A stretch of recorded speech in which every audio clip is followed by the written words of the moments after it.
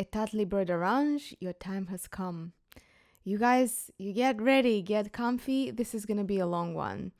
I have amassed a vast collection of Etat Libre d'Orange fragrances, and I have much to say about few that were in my collection and departed, and some of the new releases. So, buckle up, we're in for a ride. Let's review our basic facts. So, Etat Libre d'Orange was established in 2006 by Etienne de Schwartz, who grew up in South Africa, hence the name of the brand, and moved back to France. He has invited and collaborated, he's kind of like an artistic director and founder, so he collaborated with a number of perfumers to bring what for longest time they called avant-garde perfumery to the niche market. They mostly exploited all kinds of sexual perversions and themes about sexual revolution, but they made quite a kind of twist and change in direction, roughly you would say in like 2015 or so, where they seemingly reoriented themselves toward more commercial and more easier to wear, I guess, more easily understood fragrances. At least that seems to be kind of like the two pivotal moments in their history. And I think now they are pretty much trying to figure it out all over again. Etat Libre d'Orange is also lovingly called Eldo in various forums and fragrance communities. So if you see it, that's what it means. And they now list 38 fragrances on their website, while in reality, I think they have released nearly 60. So some of their fragrances kind of come and go. Some are released in collaboration with a famous designer or a celebrity, and either they kind of repurpose them after, I guess, that collaboration officially ends legally, or they discontinue them altogether. My introduction to the brand happened, believe it or not, in Sephora. There were days when Sephora was carrying L'Artisan Parfumeur, Serge Lutens, Etat Libre d'Orange. French Sephora, I think, still carries Serge Lutens and some of the more boutique lines, but that's as good as it gets. In the United States, I never go to Sephora for fragrance shopping. That's just not a thing anymore.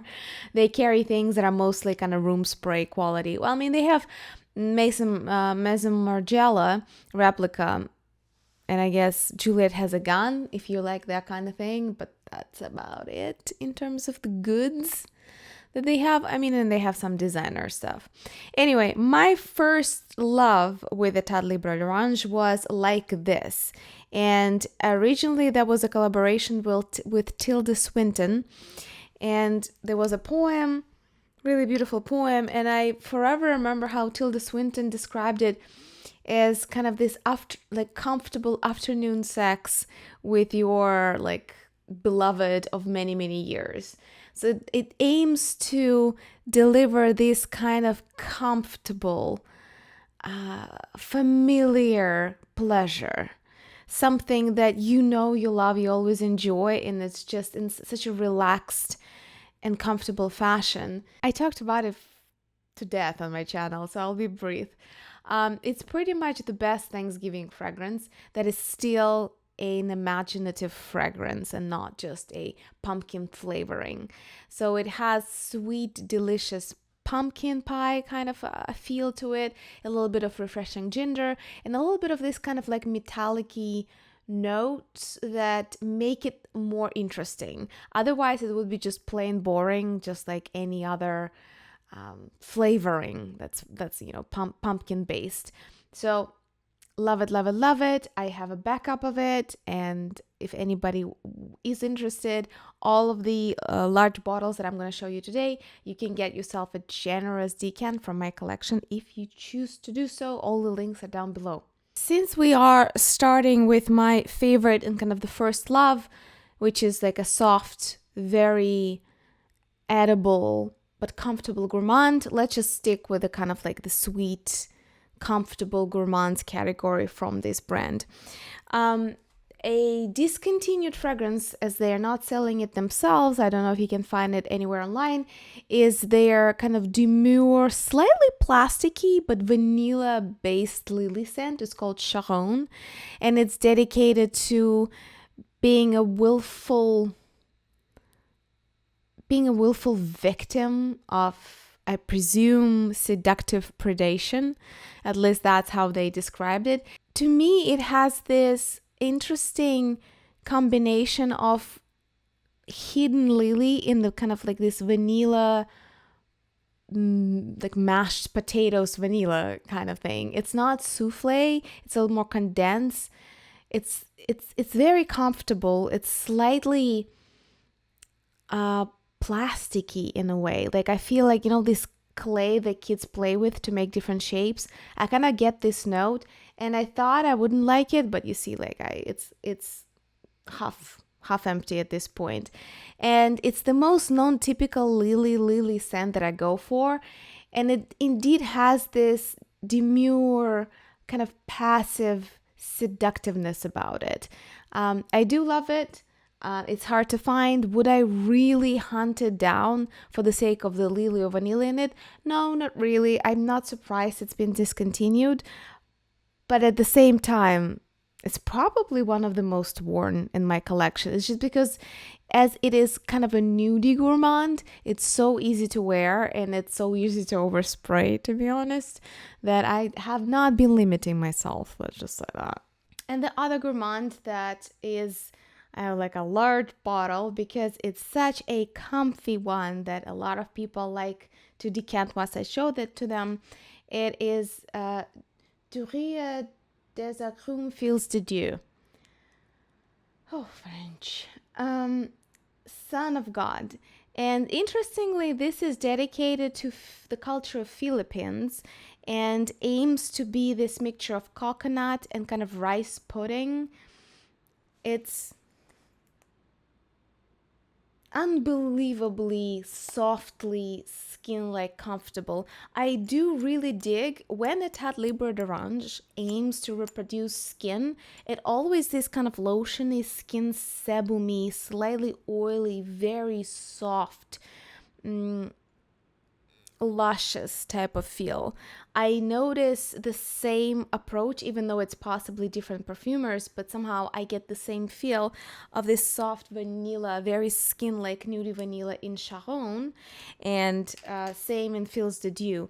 It's a different type of sweetness, but the nudie, skin-like, slightly lotiony, kind of slightly sebumy, oily feel of it is just so it's so my cup of tea. I absolutely love sweetness like that. I don't like when it's syrupy. I don't like when it's heavy.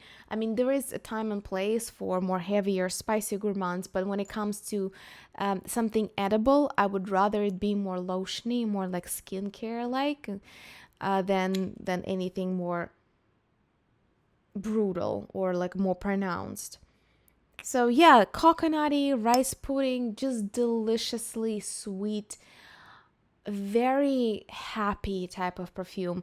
Uncharacteristically for Etat Libre d'Orange, there is no drama or conflict here. It's just truly a compliment getter, like a comfort zone. So if you relate to any of these flavors culturally or emotionally or through the history of your life, you'll like this one. Unfortunately discontinued, but you know where to get one. Now to something excruciatingly sweet and something that I like much, much less. This is my, I think, third decant of a Divin'Enfant, which is a terrible baby, or it's not terrible. Divin is like divine baby, which is quite a terrorizing type of fragrance. It is the most annoying, sweet, powdery fragrance that I own, and I have been trying to work on this decant for probably 5 years, and I just can't enjoy it. It's smothering. It's this kind of it's almost like Johnson & Johnson baby powder multiplied by 1,000. it has this really cloying, deep sweetness with powderiness that just cannot, it just does not leave you alone. And I think on the website, they actually point out that they wanted their divine baby to be exactly like a baby would be, both inspiring awe and endearing in many ways, and also being annoying as hell. I mean, they definitely succeeded. I honestly don't know how can I get rid of this fast enough so I can close that chapter. Maybe I will spray it in my purses. Because again, the sweet powderness is kind of neat. It's just not, it's so cloying and smothering that I just don't want to wear it as a personal perfume. But as a purse scent, that could be all right. Maybe that's what I will do, because I am not gonna torture myself any longer with this. It's been too many years and I already finished probably 2 decants, each like 5 ml. Enough is enough. I don't even like it that much. But for those of you who are into sweet, like if you like Elie Saab fragrances, if you really like super sweet, like flower bomb kind of stuff, and you want something just even with a little bit more oomph, maybe you like classic Nana Ricci fragrances, not the classic in terms of the vintage, but like what they're making now as a designer house. They make a lot of this super sweet stuff. This is super duper sweet, multiplied by the powder. It is not bad. It's just, to me, a bit too much. If no powdery fragrances show up on you and you can detect them, this one will. It might also lead to you being the only person in the room eventually, but maybe that's exactly what you're going for. I'll try to kind of keep things more or less the same in terms of either family, Gourmands, or Florals and this and that, and we'll go through older and newer releases all the same. So don't you worry, I got you covered. Another one that I think is discontinued, because I couldn't find it on their official website, is Bubblegum Incense. Incense at Bubblegum. This is kind of like a chewing gum, like Love Is, if you remember that one, with incense, but also something else. To me, this is just something quite drilling my brain that comes through it. And oddly enough, this reminds me a little bit of kind of peachy, how should I call it? Peachy latex situation that you can find in their 69 fragrance, the agrumes. 69 agrumes, which is devoted Rue des Agrumes, the one that's devoted to their first official address of their main boutique in Paris, and also all the Indian Kama Sutra book. So, like, Eldo is known for their juxtapositions of wearable and unwearable. That's pretty much how they made their name. And I do find that this is a perfect example of when it doesn't quite work, because you will, if that's your defining feature, that you're shocking, that people will be more than willing and interested in trying your fragrances, but they will rarely ever wear them. So maybe it's a good as opening marketing strategy, but probably not really a good survival mechanism. People get bored and tired even of the most shocking things ever. To me, Lady Gaga comes to mind, and how she was going through the most ridiculous and outrageous, shocking outfits and fashion choices and things of that nature. And eventually people just fatigued out of it. And there was almost nothing she could do that could really shock people any longer. So Etat Libre d'Orange, in my view, kind of overbid in that strategy. And this is an example. It is okay, but I never want to wear it. It's because this exact conflict between wearable and unwearable is just not interesting or cute enough, and it's not conceptual enough like Serge Lutens fragrances or L'Artisan Parfumé can do. Actually, that's a great comparison. L'Artisan Parfumé also aims to explore beyond the au naturel florals, the usual compositions, but they do it in a much more, I would say, tasteful manner. And here, the chase of the controversy, I feel like half the time lands with just a shrug. It's like, oh, okay, I guess. So Incense and Bubblegum is interesting. That's an interesting combination, but to me, it's not something I would really ever want to wear. I give it a go every once in a while, and people order decants or ask me for decants just out of novelty. That's, I kind of feel like, is both the attraction point of Eldo and their downfall. So people always want to try something like that, but will they actually wear it? I don't know. And since we're on the subject, I sold my Archives 69 bottle, and I left myself a decant just as a reference. And as much as I love rich incense and kind of Indian spices that come later in the opening of this fragrance, the beginning is just like super plasticky latex artificial peach flavor. Should I say it or not? Like, okay, like it smells like peach condoms. Fruity ones, flavored ones. It's just, haha, okay, but really? I'm not gonna wear that.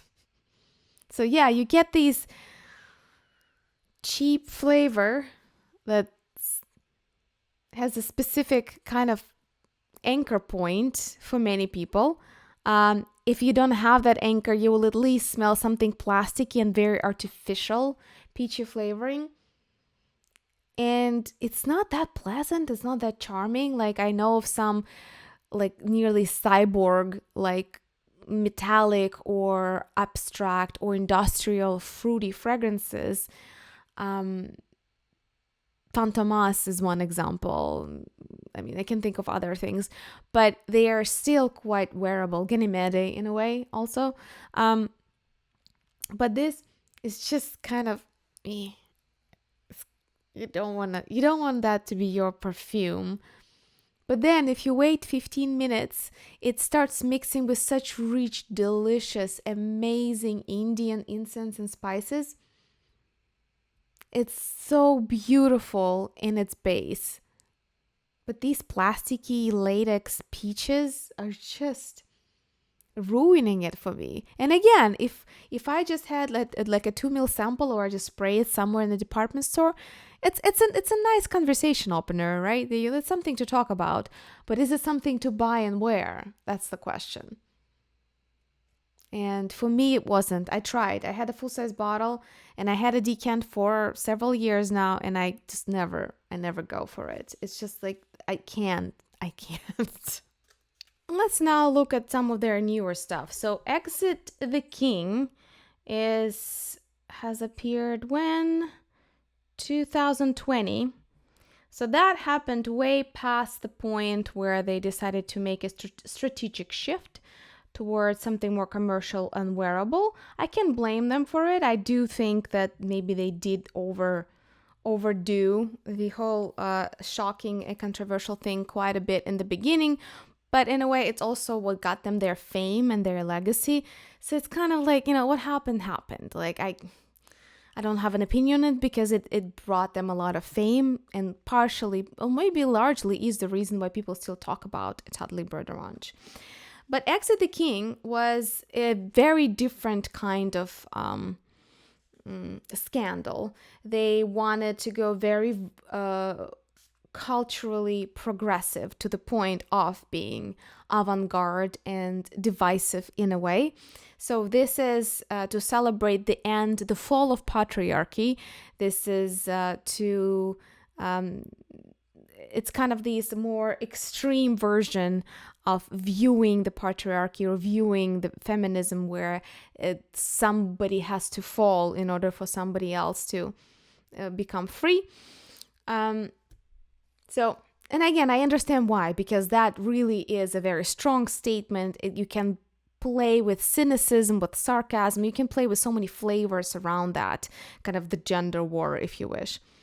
They even, I think in some of their ads, they shoot the bottle, so the bottle blows up, and it kind of, I don't know, to which level of abstraction is that supposed to represent the fall of the patriarchy, but that's what it is.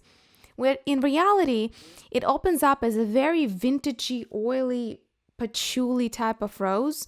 It kind of reminds me of Room 1015, a Holy Rose, but that one is just divine. That one is very bohemian. This one opens up as kind of a dated and annoying. Annoying is a very subjective term, but it's not a charmer to me. And as time goes by, it becomes flatter, and kind of almost more metallic. Etat Libre d'Orange really likes their sour and metallic notes. You can find them weaved in almost anywhere. I'm sure there are probably different chemicals, but I do, even though different perfumers work on many of those perfumes, I do find that their fragrances have some characteristic flavors in a way, in specific ways how they play around freshness or tartiness or sourness or sweetness to that end. I said I adore their skin-like, sebum-like demure sweetness when they deploy it. But when it comes to this kind of industrial, plasticky metallicness, not a big fan. So Exit the King, I tried. I used up 4 ml of this 8 ml decant. Tried to become friends with it, and I just don't care. Rose Katahari, if I'm not mistaken, I think that's the way it's called, by Andy Tower, is better. Again, Holy Rose just beats all of those patchouli, oily, marijuana type of roses. So in a way, I can see how it fits. Like one replaces the old is replaced by new. It's kind of cool, but neither the old nor the new I enjoy. So besides, A+ for conceptual integration, and I guess jumping on the bandwagon of bringing a good idea to its polar extreme, valid and cohesive with the brand. It's just I would personally not wear that. Does this make sense? All right, Spice Must Flow. That was a gift from a subscriber. She sent me a bottle in this beautiful mirror box. It's like really fancy packaged. And I think this line is newer line by Etat Libre d'Orange. It's colorful bottles. I adore the packaging. I absolutely dig the choice of the shades of the glass as they deployed them. Cool, really cool. And the kind of aged golden labels, packaging, absolutely 10 out of 10. Love it. Great idea. The fragrance though, I love Spice. Like, it's my warehouse. It's like where I blossom as a reviewer and as a wearer of fragrances. And yet this is so boring. I was like, I expected all right, this is gonna be an explosion of peppers, maybe chili pepper, paprika, and Szechuan pepper, and maybe black pepper, and God knows what. This is just like the middle of the road sweet rose oud type of fragrance. Nothing in the beginning, in the middle, in the end. Nothing stands out about my Spice Must Flow. It's very wearable, yes, but it's so forgettable that I'm almost shocked. Maybe I'm anosmic and I'm just not feeling it, but where is the spice? Where is Etat Libre d'Orange in this? At least give me something. It's so blasé. It is shocking. And I have... Do I have it with me? No, I have its clone, which is Jo Malone Velvet Rose Oud.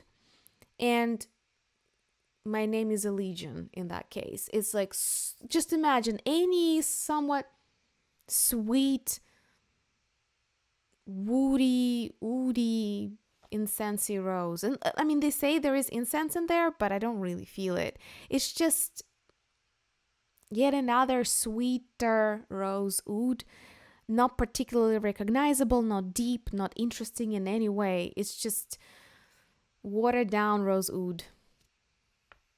Fine, but so boring. So boring. I'm shocked. Wait. Was that the whole point, though? For me to be shocked and so boring? Maybe that's the twist. Or maybe I'm just giving them too much credit.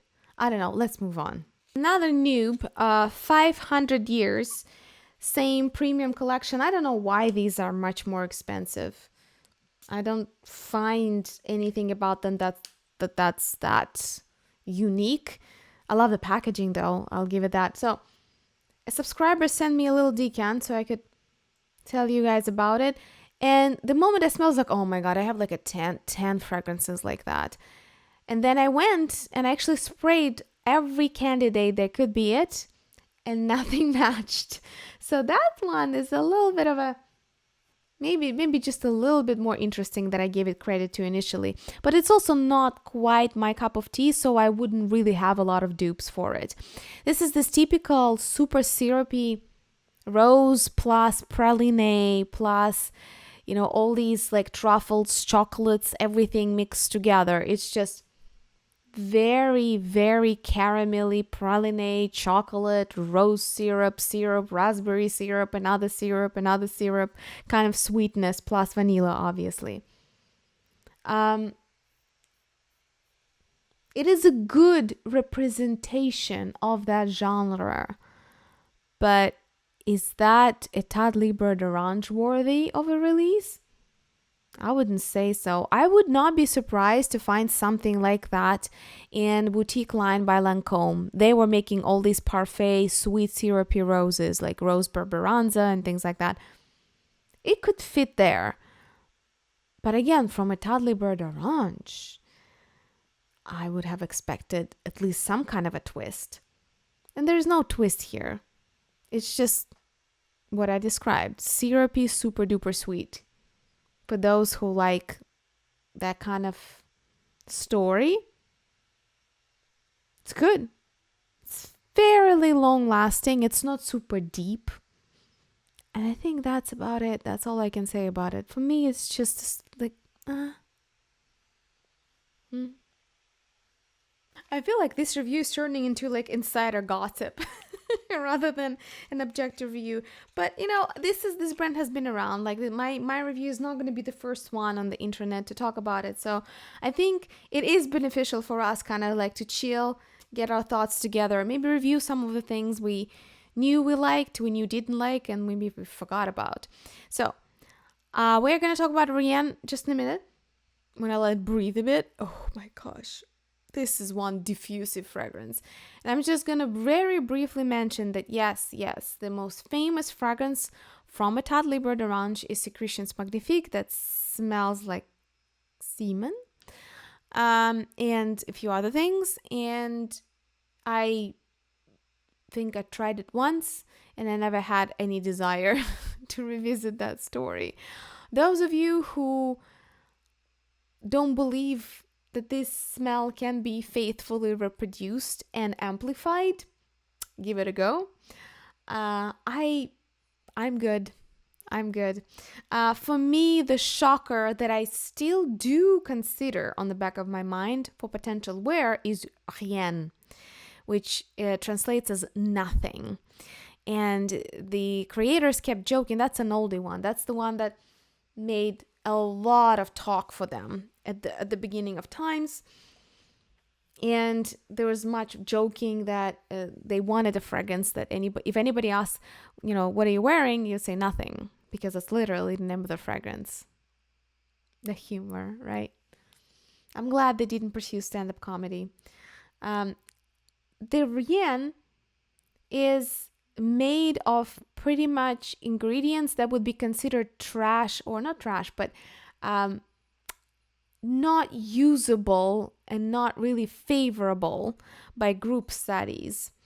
As a lot of you know, the mass-produced perfumes by luxury brands, designer brands, they all go through market studies and kind of this forced ranking of what pedestrians, of what group focus, like normal people that are assorted into groups and asked to smell different strips with different fragrances, what they prefer. So there are certain kind of blacklisted ingredients in perfumery that, according to this kind of like lowest common denominator, what everybody likes, those ingredients never make that list.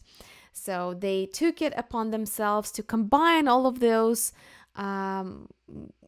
untouchable ingredients that nobody likes and make a perfume out of them and make it cool. Well, I dare say they succeeded. First of all, this is absolute beast of a perfume. Second of all, it is truly unisex because I can't place it anywhere. It has a certain level of sweetness that is modest enough that, again, it would not disturb even the most masculine of men, and it would soften the deal for most of the women, or those who identify as such. Also, the raw beastiness of this perfume, it's kind of like sweet. I wouldn't say that it's bitter, but it has a little bit of a monotone. That's what I'm trying to say. This fragrance to me doesn't really develop much in time. It just kind of yells at you, and it stays this way and just quiets down little by little. What intrigues me about Rien is that these, whatever these ingredients are, because those are like molecular ingredients. Let's see what the Fragrantica says. Smoky leather. Yeah, I guess the dark leathery aldehydes. Aldehydes here are not light and sparkly like they are in Chanel No. 5 or Lou by Guerlain or other typical aldehydic perfumes. They almost come as broken glass on top of the smoky leather. It is a heavy and somewhat forbidding perfume, but the sweetness in it sometimes smells to me like nuts. I don't know, almonds, what kind of nuts, but it's nutty in some way. And that intrigues me. Oddly enough, even though it's not the same situation, by its shocking power, it reminds me of Bracken by Amouage. That one also, the first time I smelled, is like, I'm not sure I know how to handle this. So Rien has the same type of appeal. It's absolutely beast mode. It lasts forever. Like the 2 sprays will deliver you to the gates of hell very quickly. Or heaven, depending what do you think of it. I don't know how they call it fresh. I don't find anything fresh in here. But it's surely something that you would want to at least try. If you're studying perfumery, you want to at least experience Rien once, because it's truly one of a kind and it kind of creates its own genre in a way. And Etat Libre d'Orange did not stop there. In 2014, they released a flanker to Rien, which, to be honest, I thought Rien would be the last fragrance in their lineup that would be graced with the flanker. It's already quite out there. But Rien Intense Incense is indeed gets that extra dose of incense.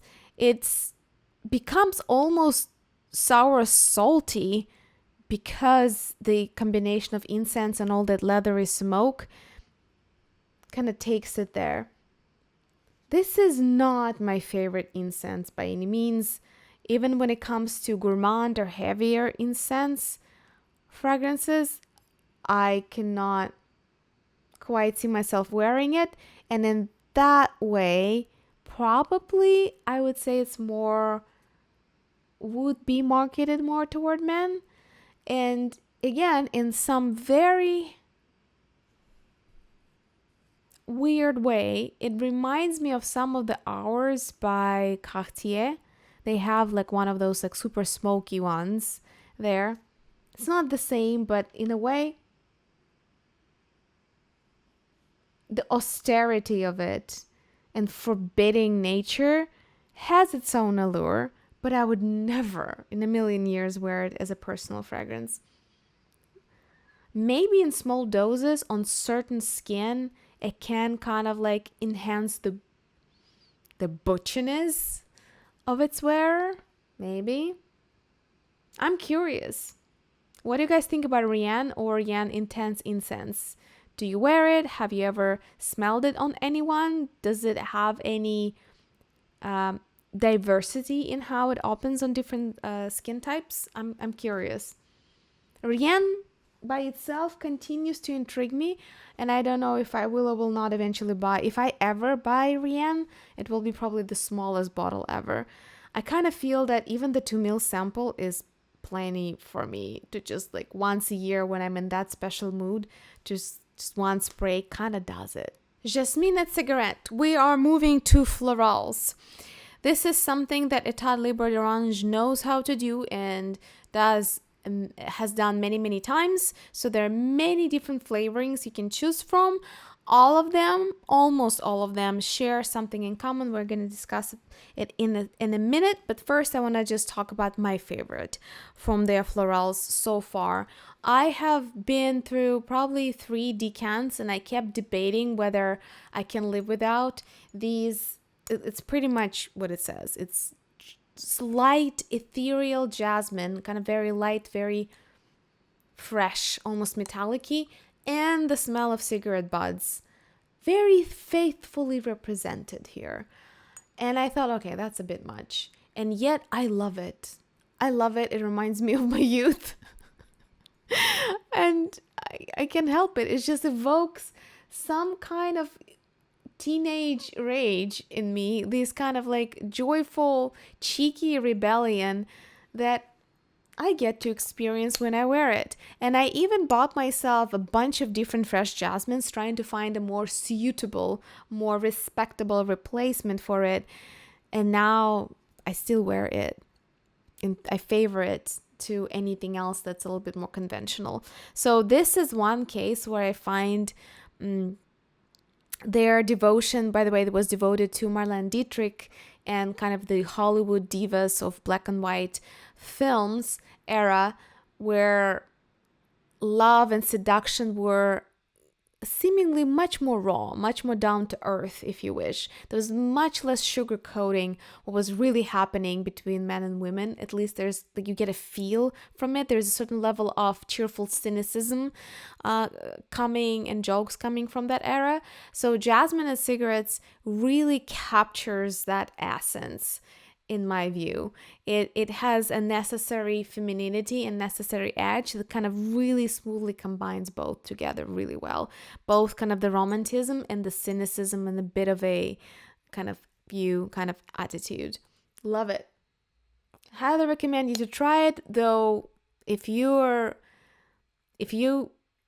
are revolted by the smell of cigarettes, probably not your thing, even though these are fragrant cigarettes, right? These are not real cigarette buds. So maybe try it and see how you feel about it. It's just my guilty pleasure. I tried not to love it, and I love it, and I just got myself the biggest bottle I could find. All right, one of their best sellers to my knowledge, because it's one of the more wearable experimental florals that they have. I'm just going to call it Hermann because I'm not going to torture my tongue trying to speak a really, really bad French in front of you. Hermann is these kind of somewhat unusual, but at the same time typical, fresh, sour, musky roses. It is kind of, it says that it's aquatic and ozonic, maybe, but I mostly just smell very sour, tarty patchouli musk here. Maybe just a little like, or earthy. What do they mean by earthy? Maybe a little bit of soil, but yeah, very faint traces. Again, it is a more wearable of them all in terms of florals. And it was actually when they started making those shifts in their strategy, and this is 2015. This is a perfect place for us to gossip about their floral bases. I find, I don't know about you, you let me know, that they really, whatever the ingredients make up their florals, they really love their sour musks. It may be not Tiziana Terenzi level of sourness. What is it, Ambraxan or something else? I don't know. But this kind of like super sour, like brewed champagne. This is the same thing I feel they do in almost every other floral that they produce. They will do an overdose of this metallic-y, sour,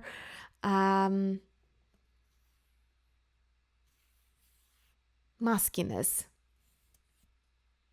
And this is no exception. To me, this is both predictable, like a lot of those morning musky roses, and yet not the most charming. Like there are so many of them that I would choose rather. I have talked about it in my Unsung Heroes. If you want to talk about musky roses, go to that video. I'll give you some really good examples. It's wearable, and I can see how their focus on Asian markets could potentially play a role here. Allegedly, Etat Libre d'Orange is very concerned, just like any other brand, about winning China. Maybe it's still too strong, I would say, for an Asian market, at least to what they are traditionally are driven toward. But it's also oddly conventional. It's okay. Some people would even call this a tea rose, maybe. It's very wearable. I would still go with Yves Saint Laurent blouse or with Rose Privé, which is Rose Basilique, fresh greeny rose by L'Artisan Parfumeur. But this is something, if I was given it as a gift, I probably would find a way to wear it. Now we're going to the fragrance that was done originally in collaboration with Rossi di Palma, and is devoted this year to the Year of the Dragon. So that's Etat Libre d'Orange's contribution to the Year of the Dragon. And I'm already regretting this. This is yet another. This is sour rose on cubed. This to me reminds of some kind of like varnish, or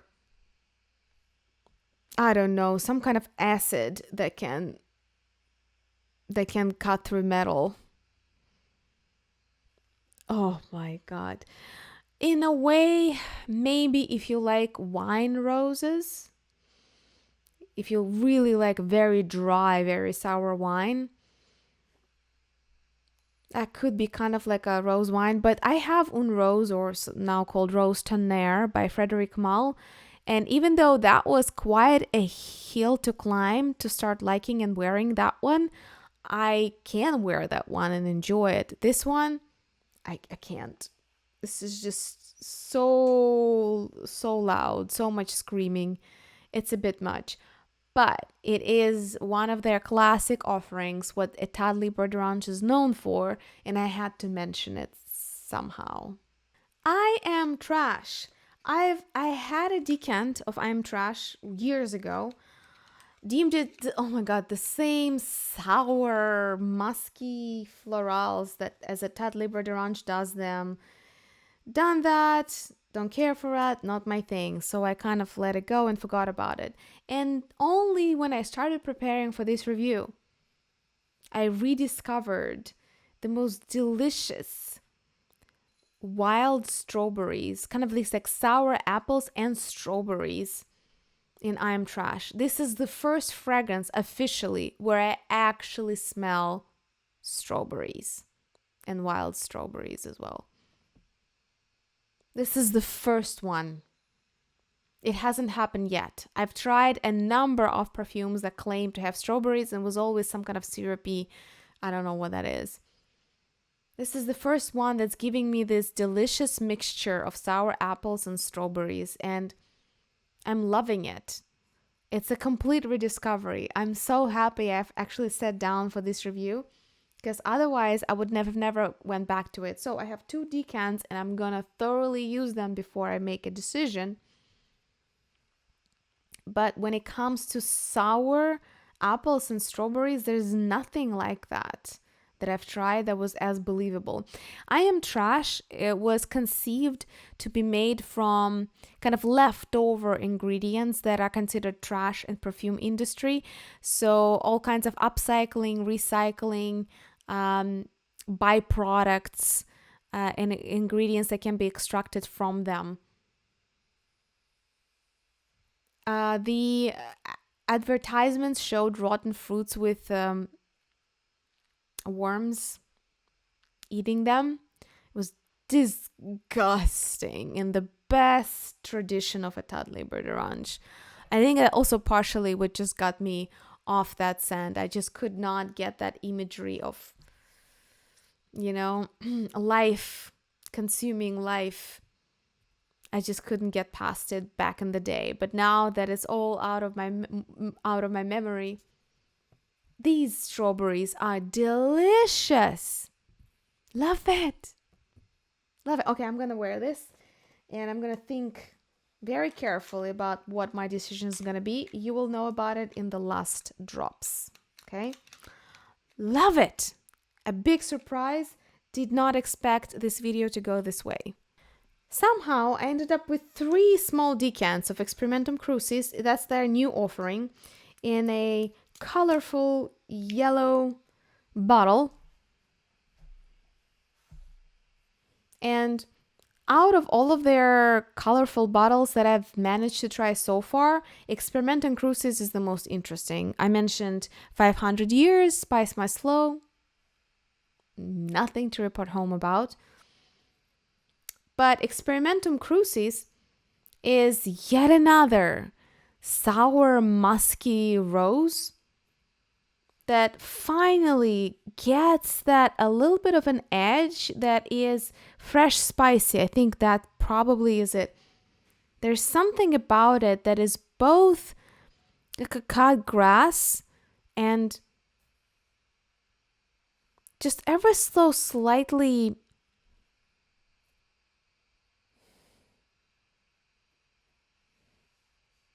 I don't know what it is. There's a little bit of a tinge. Maybe that's what they mean by oud. Some kind of stern backbone, almost a slightly medicinal grass flavor. I'm not saying I love it, but it is interesting compared to like the so many sour musky roses they've done before.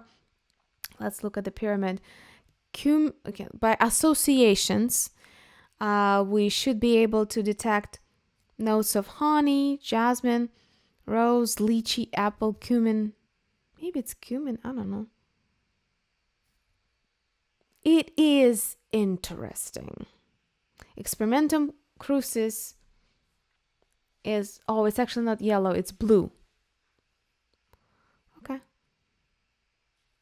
That's something probably I would consider if, after wearing all these 3 small samples, I'm still enamored with it. Because I can easily see it going both ways. It's kind of a little annoying, this kind of medicinal herbaceousness. I'm not sure I'm going to love it on my skin. But it's the only one out of this super duper expensive line that so far is like, I can see you. I can see the point here. It's kind of interesting. Yeah. That, I think, is worth our attention. If you have worn it, please share your experience. That's probably the only one out of the color bottles that I would still put kind of in consideration. yet another floral that is surprisingly wearable. A lot of people end up buying it if you're looking for well-tamed lily of the valley scent. It's quite elegant, it's easy to wear. It's all in all beautiful, beautiful interpretation of Lily of the Valley. I like this version, yes I do. Don't get me wrong, baby, yes I do. Way more than all Lily of the Valleys I've tried to date. It's Muguet is just not my favorite flower to begin with. But I continuously, every time I try yes I do, I'm gonna like, should I not, should I? So it is kind of on my tentative wish list for some undetermined future. But I gotta say though, one thing that really deters me from some of these fragrances is just unbelievable misogyny that is hidden behind the joke, because you know where it comes from, right? They talk about baby I don't swallow, and then the other one is don't get me wrong, baby, yes I do. So if we get married, then I do. It's just, you know, it never ceases to amaze me how much toilet humor passes as avant-garde in the artistic community. But it is what it is. So, and this is why I never really pulled the trigger. It just gives me really vulgar vibes. But the fragrance itself, outside of its marketing, is beautiful. It's not too simple, actually. It's really well positioned. Something like that easily could be created by the best of the best of floral makers, like Rien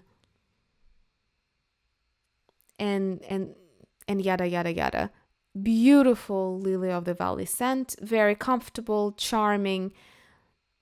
It's just the concept just really rubs me the wrong way. And that's their newest offering, at least the one that I have here in the lineup. It's from 2023, Sous Pont Mirabeau. So it's the bridge in Paris, and there is a French poet that created this very lyrical, sad poem about losing love continuously. You know, the river the river flows, but I remain. I read the poem, I can't quote it word to word. It's a really lyrical, sentimental poem, which was a big surprise to me for Etat Libre to go that sentimental. Something like that I would expect from Serge Lutens, Soul Artisan Parfumeur, or nearly anybody else, but not Eldo. But I guess maybe it's their new attempt to appeal to Asian market, to become a little bit more sentimental. Because if this is the smell of Paris, then I'm lost. I don't really find this to be very Parisian, but again, no single city has one smell. It is what you remember of it. It is this new, typical nouveau mineralic, oceanic, watery scent that's very popular profile right now, so I can blame them for playing this game. But it's also kind of very predictably boring. This scent is trendy and at the same time not very distinguishable, in my view.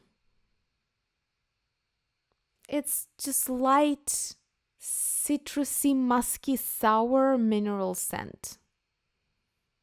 Just sweetened somewhere in the background by, I'm sure it's of some kind of vanilla.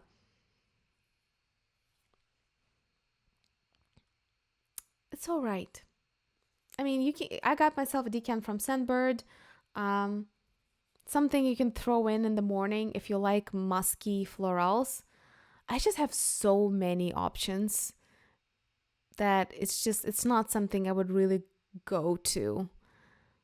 I'm surprised. Like, I thought they would do something more interesting, even if they are working for the most conservative Asian consumer these days.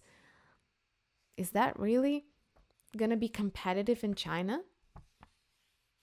I don't know. You tell me. Have you tried the Bridge Mirabeau What do you think? Do you think it really conveys the sadness and sentimental poetry of a love loss? To me, it's just yet another mineral, sour, fresh perfume. And that's about it. The Asian culture-centric new fragrance that actually is cool is the Ghost in the Shell. I can't believe that I was so oblivious to where the name come from, because I'm not a big connoisseur when it comes to anime or manga. But okay, here we go again. Don't compete with me for the camera time. Do you like manga? Do you watch anime when I'm not around? I bet he does. Anyway, Ghost in the Shell is devoted to the respective book and series, and it is meant to combine human with machines. So it combines this adorable, I would say, kind of milky fruitiness with the usual thing that Etat Libre d'Orange does so confidently in so many cases, is metallic sourness, kind of muskiness. In a way, this is more cliche because I've seen this profile many times, but it's so well executed and it's so beautifully packaged and it's so on point with the message, with the cultural trend, with pretty much everything, that I got myself a 30 ml, and a lot of people that I show this fragrance to, especially people who are not really into perfume, who just want something sour sweet, like a frozen yogurt style, they adore this one. This one is long lasting, has a lot of projection. It's pretty much one of those very reliable, loud, interesting enough scents, but not too complex. So Ghost in the Shell, I would say, is one of their cultural and new releases that are worth taking a look at. A word of warning, for probably first 2 months, I did not detect the piercing metallicness and sour muskiness of Ghost in the Shell. All I smelled was milky fruits, kind of like a milkshake. And with time, I realized that there was this conflict, this contrast of notes that they put in here. So be careful, don't overspray, because if you're anosmic to the sharper side of Ghost in the Shell, other people might actually be smelling it quite well. Just a word of caution. That's a cool one. I'll give them that this is like their return to the new version of them. That was done well. That's very cohesive. I don't know how applicable it is to Asian market, but culturally it definitely is. And the packaging is super difficult. Check it out. She was an anomaly. I have 2 samples here that was sent to me by subscribers, and this fragrance is one of the more recent ones. And it was mentioned in a number of their blog posts. Actually, Etat Libre d'Orange is one of the brands that does a really good job on staying present on social media. So there is quite a bit to learn from them, to read about them, to kind of to plug into their world. And for that, I really appreciate what they do. So she was an anomaly, or a short version anomaly. Quite a few times was nominated by them for 8th of March, which is International Women's Day, in their discussions of feminism. Well, this is the most spineless, quiet, and kind of like faceless perfumes they have in their lineup. So I'm quite lost to the name, to the dedication, into the mere fact that this is supposed to be Eldo. There's almost nothing here. It's one of those molecular sandalwood. Molecular sandalwood fragrances tend to be kind of milky, like just quiet, woody, milky scent. Imagine that. There is so many of them on the market. And Sephora probably has 5. by different Instagram niche, what I call it, brands that nobody knows where they came from, nobody knows where they're going. So maybe they wanted to have their own, not a perfume. Maybe that's the situation here. But why call this She Was an Anomaly? It's like the antithesis of the name. Again, maybe that's what their strategy to win the Asian market told them. I'm just like, why? I mean, sure, from molecules, I could see buying something like that, or from heretic perfumes, or like those like molecular contemporary perfumes that don't really have anything going for them other than just vaguely familiar, comfortable 1 molecule, 3 molecule type of combo. And that's fine. Sometimes that's perfectly fine. I mean, Juliet Has a Gun still, one of their best sellers is not a perfume, which is a molecular, nearly like 1 molecule combo. That's fine. It's just you don't really expect it from Etat Libre d'Orange. There's nothing I can tell you about it. It's this like molecular sandalwood. That's it. So quiet. You have to really, really try to smell it at all. It supposedly has green tangerine note somewhere there that should give it a bit of a more piercing contrast. But I don't get it. I don't detect anything. Wow. Surprising in itself. And the last 2 we're going to mention today are Fat Electrician. I've talked about it in so many videos about vetiver. This is the milky skin-like vetiver. It's very quiet. It's very comfortable. The story is kind of hilarious. It's about essentially a young, beautiful guy from Texas who's like quintessential Captain America type of guy who is just so lazy and so beautiful and everything goes his way. So he just becomes essentially an escort. And his beauty fades. He learns no skills. He kind of just fades with his beauty and becomes Fat Electrician. And that's hence the name. Since then, I think there were a few strange attempts to cancel Etat Libre d'Orange because of the word fat used in the name. I think this is such a hilarious and recognizable story, especially in the era of OnlyFans, that, I mean, I think this fragrance has a new rebirth as a cultural moment because there's so many people who are now chasing that very dream of easy money, exploiting their looks, that I fell in love with Fat Electrician all over again. Culturally speaking, I think it's very on point.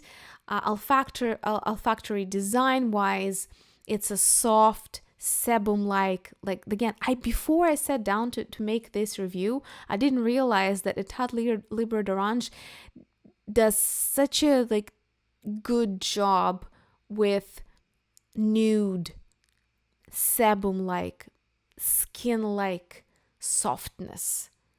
Like this has it. Feels the Dieu has it. Fat Electrician has it. And my next one that is we're gonna finish there because otherwise I'll keep talking about their perfumes forever. There are a few that I already got rid of. Clean Suede, which is a remarketing of Tom Finland fragrance that they made in collaboration. The softest, smoothest, skin-like suede. It's such a elegant, quietly seductive perfume. I am in awe that Etat Libre d'Orange made it. Beautiful thing, very unisex, very much a cuddly type of scent. A woman or man, I don't care how you define yourself, anybody can pull it off because it's just so. It's just a little bit leathery, it's a little bit soft, it's a little bit musky, not really musky, more like a vanilla boil type of sweet musk.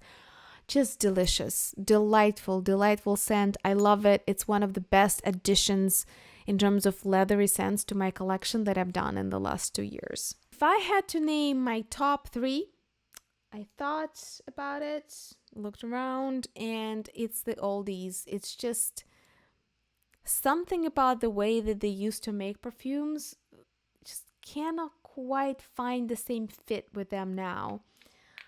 So my top 3 would be like this: Jasmin and Sigarettes and Charogne. There's something about this vanilla plasticky Lilly that is just unparalleled. I don't know why. I'm not supposed to like it, but I love it. Absolutely adore it. Now you tell me, what is your story with the Etat Libre d'Orange? What have you tried? Do you like them? Do you not? What do you think about their evolution in terms of their strategy and the marketing? Anything new that kind of intrigues you or picked your attention? What do you think about, the differentiation of prices that they started doing, experimenting with different lines and different price levels? Kind of curious to hear all of your thoughts, hot takes, and sharing your experiences. Thank you so much for watching. So you have more time to kind of relax, leave a comment, click on that like and subscribe buttons. Here is our channel's outro song. Enjoy.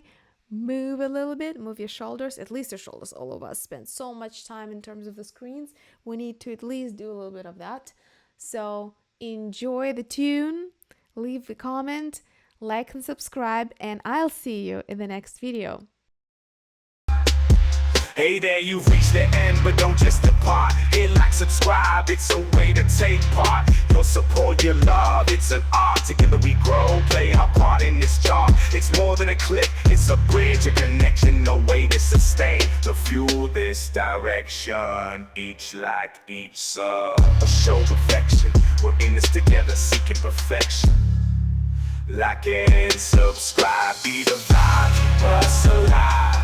In this digital sea, it's how we fly. Your support is the core, the drive. In this world of content, we're the prototype. Donations, contributions to keep the lights on.